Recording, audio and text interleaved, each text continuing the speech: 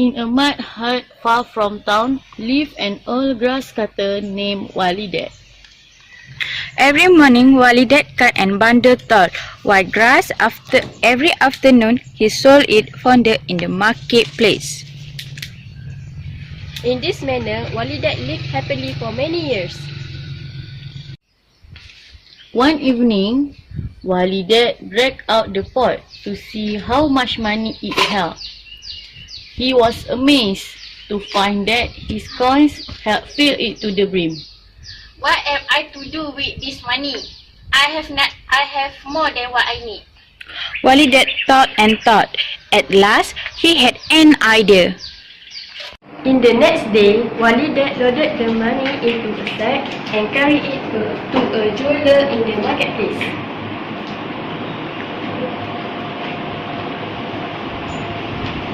He exchanged all his coins for a lovely gold bracelet. Then, Walidat visited the home of a travelling merchant.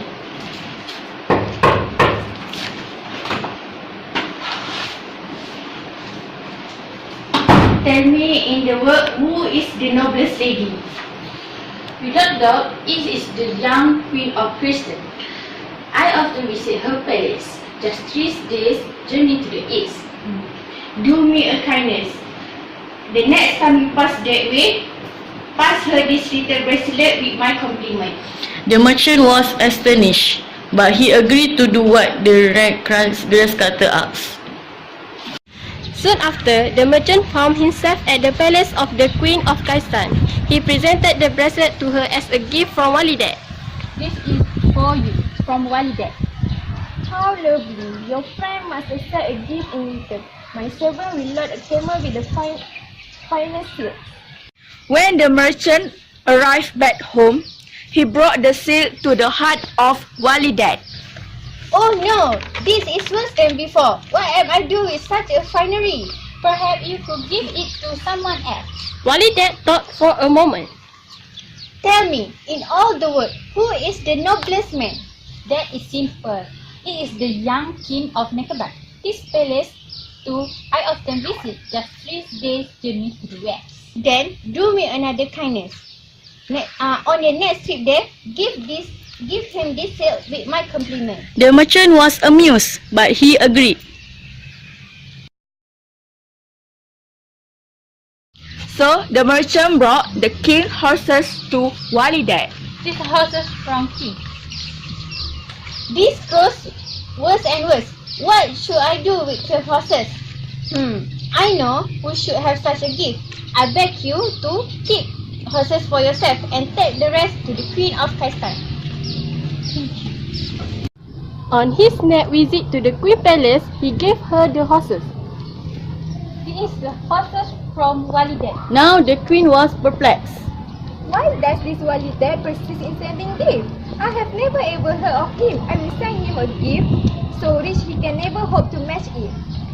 So, in return from the 10 houses from Walidat, the queen sent back the silver. This for Walidat. Thank you. When the merchant and silver arrived back to the hut, Walidat groaned. This is silver from queen. Oh no! What have I done to deserve this? Friend, spare an old man. Keep this silver for yourself and take the rest to the king of Nekabad. Thank you. So, not long after, he found himself presenting the silver to the king of Nekabad. Majesty, this is silver from Walidat. The king too was perplexed. Following the advice from his minister to send Walidat a gift he can surprise, the king sent back with servants and animals.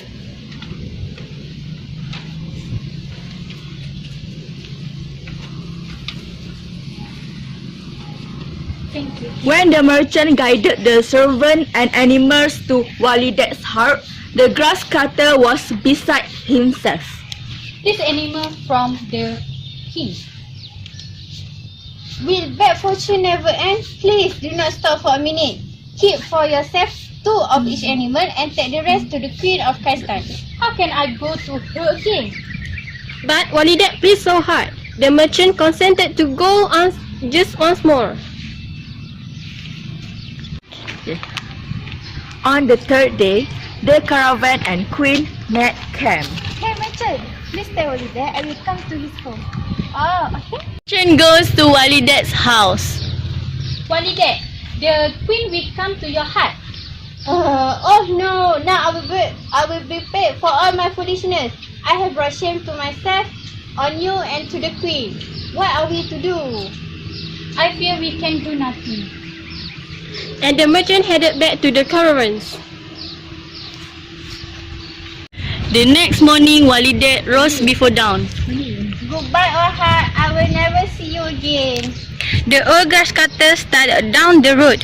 He had not gone far when he heard a voice. Where are you going, Walidat? He turned and saw a radiant lady. He knew at once she was a fairy. I am a stupid old man. Let me go my way. I cannot face my shame. No shame can come to such as you. So if you put upward in your heart, you are a king. The peri touched him on the shoulder.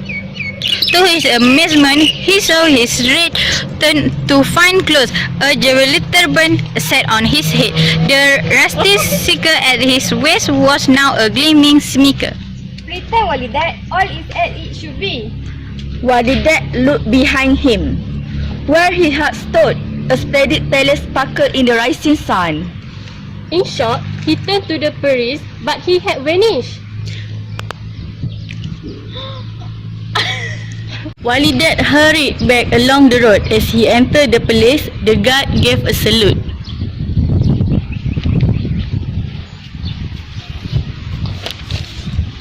Suddenly, servants ran up and announced the arrival of the east and the west was the king. The king and the queen has arrived. Your Majesty, my dear Walidat, at last we met. But who is that magnificent king?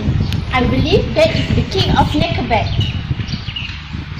He rushed over to the king, who then asked about the queen. Who is that, Walidat? The Queen of Kaistan, Your Majesty. Please come and meet her.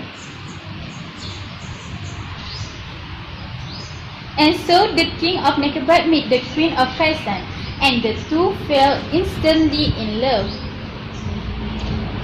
A few days later, their marriage took place in the palace of Walidat, and the celebration went on for many days. At last, Walidat had said goodbye to all his guests. Congratulations, Your Majesty, for your marriage. Thank you.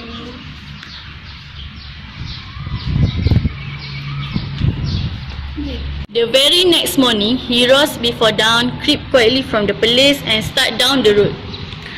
But he had not gone far when he heard a voice. Where are you going, Walidat? He turned and again saw the peri. Did I not tell you that I am a stupid old man? I should be glad for what I have received, but... Say no more. You shall have your heart's desire. And she touched him again. Walidat became once more a grasscutter. Living happily in his hut for the rest of his day. And he often thought warmly of his friend the king and the queen. He was careful never to send them another gift. I found a love for me. Well, darling, just dive right in, follow my lead. Well, I found a girl, beautiful and sweet.